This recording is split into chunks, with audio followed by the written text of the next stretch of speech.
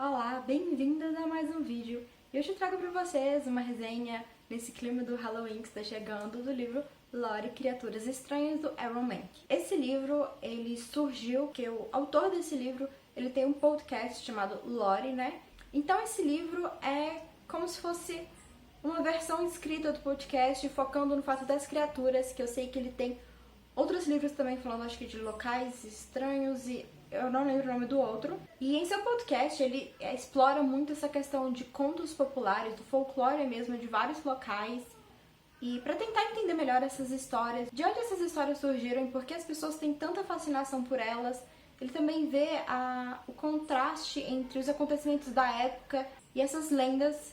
E também compara, né, vê que tem certos tipos de histórias, lendas e criaturas que pessoas de diversas partes do mundo acreditam existirem e espalham histórias sobre elas.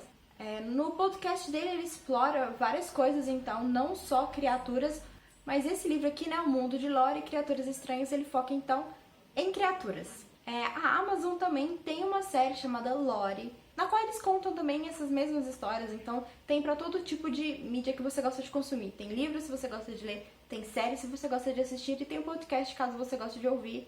E nada te impede também de consumir os 3 tipos de conteúdo. Então essa edição aqui eu já mostrei pra vocês num outro vídeo, se não me engano, de unboxing do Dark Side.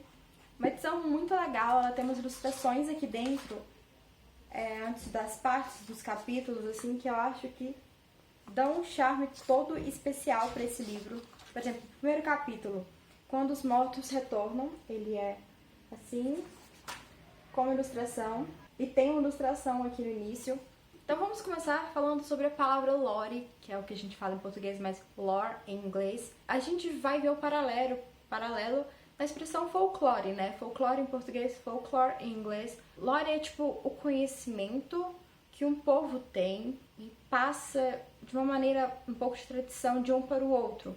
Então folclore é isso, é os conhecimentos, as lendas, todas essas histórias que são parte de uma cultura, de uma população há muito tempo, que são passadas de pai para filho, geração para geração, seja de forma oral, através de ilustrações, músicas e etc. Então, com base nessa ideia, que são os assuntos que o autor aborda nesse livro. Eu resolvi falar desse livro, então, aqui, que a gente está chegando no Halloween, porque eu acho que tem tudo a ver, porque Halloween não é só sobre terror e coisas macabras, tem a ver com tradições, lendas, e se você for pesquisar, né, a origem do Halloween é uma coisa muito antiga, assim como muitas dessas lendas que são abordadas aqui. No Halloween as pessoas gostam de entrar nesse imaginário um pouco mais macabro, um pouco mais diferente, e imaginar essas criaturas, se fantasiar delas, deixar-se acreditar e ser assombrado ou fascinado por elas.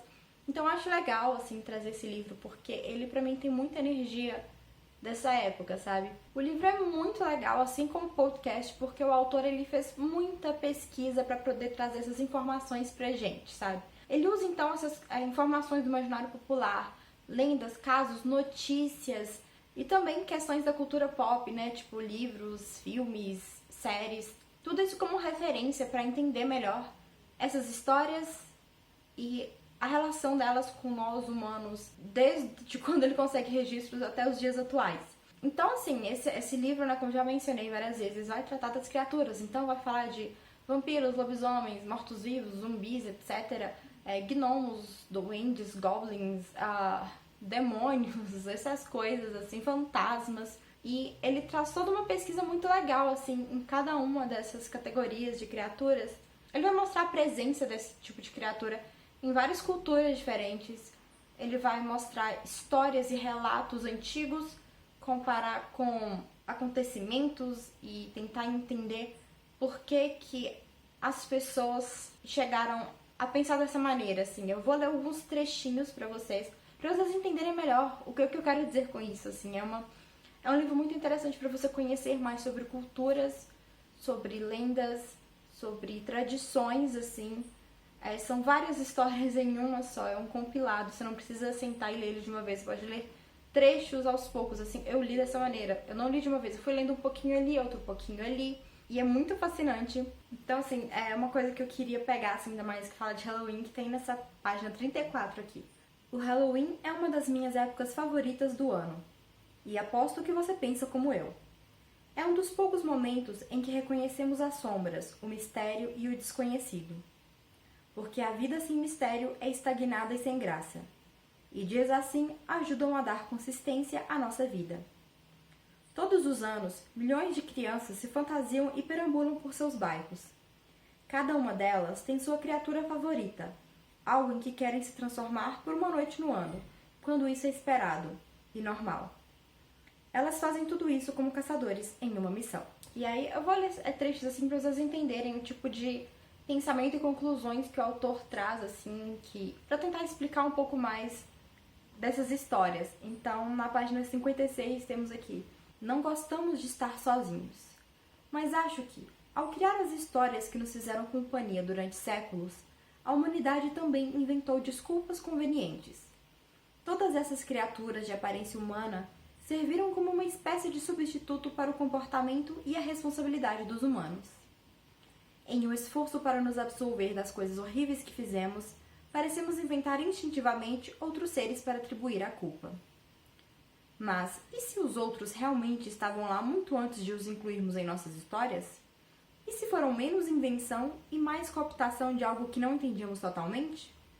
Em nosso desejo de transferir a culpa, talvez alteremos um pouco demais o material-fonte, e assim enterramos a verdade sob uma montanha de mitos. Então aqui na página 63 nós temos mais um trecho que eu gosto, assim. E assim, eu só vou ler mais alguns trechos, assim, fora de contexto, mas que contextualizam muito o tipo de ideia desse livro. E depois eu vou ler uma das historinhas que tem aqui, mas o livro é muito mais além. Eu vou ler pra vocês um trecho, uma das histórias que o autor narra nesse livro, mas não nesse vídeo, senão ele vai ficar muito longo, então vou postar hoje mesmo um outro vídeo, então se você tiver interesse em só ver essa história, esse trecho, assim, né, eu vou deixar aqui nos cards, em algum lugar aqui da tela pra vocês. Mas aqui, então, nesse vídeo eu vou continuar só nesses trechinhos mais objetivos, e é isso. Mas aqui na página 63 nós temos: então, quando algo não dá certo, quando nossos planos fracassam e não correspondemos às expectativas, temos esse sentimento de orgulho que com frequência se recusa a admitir a derrota. Então, culpamos os outros e, quando isso não funciona, procuramos respostas em outros lugares. E nenhum reino tem mais explicação para o inexplicável do que o folclore. Há 400 anos, quando uma mulher se recusava a seguir as regras da sociedade, ela era chamada de bruxa. Quando as crianças irlandesas não vingavam, tinham sido trocadas por duendes. Somos bons em arrumar desculpas. Então, quando nossos ancestrais encontravam alguma coisa quebrada ou fora do lugar, havia uma explicação muito simples. Alguém ou alguma coisa a tinha adulterado. E o último trecho que eu vou trazer para vocês aqui está na página 103, na seção Racionalizando. A mente humana está sempre resolvendo problemas, mesmo quando estamos dormindo e não temos consciência disso. O mundo está cheio de coisas que nem sempre entendemos e, na tentativa de lidar com a vida, racionalizamos. Em tempos mais supersticiosos, era fácil se apoiar em velhos medos e lendas. Os surtos de tuberculose do século XIX levaram gente incrédula a acreditar realmente que os mortos estavam sugando a vida das pessoas. As histórias que deram origem à mitologia do vampiro também deram às pessoas um jeito de assimilar a existência de uma doença como a tuberculose e seus terríveis sintomas. Talvez a história do Homem-Lobo nos mostre esse mesmo fenômeno, mas em sentido inverso. Em vez de criar as histórias que ajudem a explicar os mistérios da morte, talvez tenhamos criado a história do lobisomem para ajudar a justificar os horrores da vida e da natureza humana. Então, assim, são só alguns trechos, no decorrer do livro tem muito mais coisas assim, desse tipo de explicação, desse tipo de conclusão que o autor traz. Mas antes dessas conclusões, assim, ele sempre traz historinhas e casos. Ele menciona várias culturas, né? Ele já mencionou a cultura da Europa, já das Américas, de tudo quanto é lugar. E relatos que ele encontrou, né? A pesquisa dele é bem extensa. No final do livro, a gente tem a bibliografia, então, que ele utilizou para poder, né, montar todo esse roteiro dele. Então, gente, espero que tenham gostado desse trechinho, que esse vídeo possa ter dado para vocês uma ideia melhor do que esse livro trata. Se vocês gostaram da ideia do livro por esse vídeo que eu fiz, com certeza vocês vão gostar ainda mais se comprarem ele, se lerem ele, pegarem emprestado com alguém. Enfim, é um livro muito interessante, muito fascinante, repleto de conhecimentos e curiosidades. Então é isso. Se gostaram do vídeo, não esqueçam de dar um like, inscrevam-se no canal, ativem as notificações e eu vejo vocês numa próxima. Tchau!